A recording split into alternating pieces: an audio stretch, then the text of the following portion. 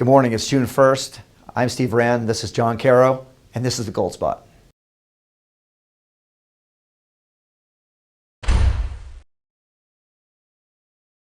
John, we're in really uncharted waters here. A lot of things that people have never seen before, certainly things that we're seeing that are news to us, and obviously people's confidence levels are maybe different from place to place, but what are you hearing right now from your clients, and what are their concerns? I'm hearing from my clients that they have no confidence at all in what's going on in Washington, around the world. Our so-called leaders don't seem to have a plan. They don't seem to understand the problems they're dealing with. Just this morning, Ms. Yellen announced that she really didn't know what she was talking about last year. And this is the Secretary of the Treasury. So the confidence level is very low. People are really trying to understand how to protect themselves in the future.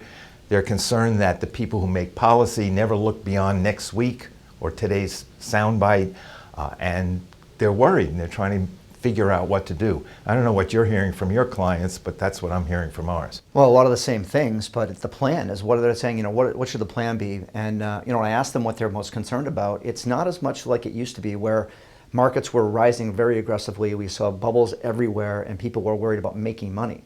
Now it's more of a defensive position where I'm looking to, as Will Rogers said, I'm not so much concerned about the return on my money as I am the return of my money.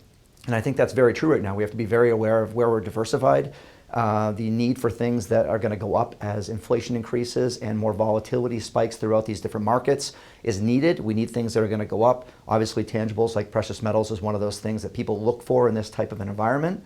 And I think that's where people are more concerned about, more of the protection and then the privacy. Having things that are going to give you less of a footprint and more of a way to be able to put your assets in places where they're not as obvious as they used to be. That's what I'm seeing, and I'm sure you're probably seeing it from yours as well. It's privacy, but it's really control.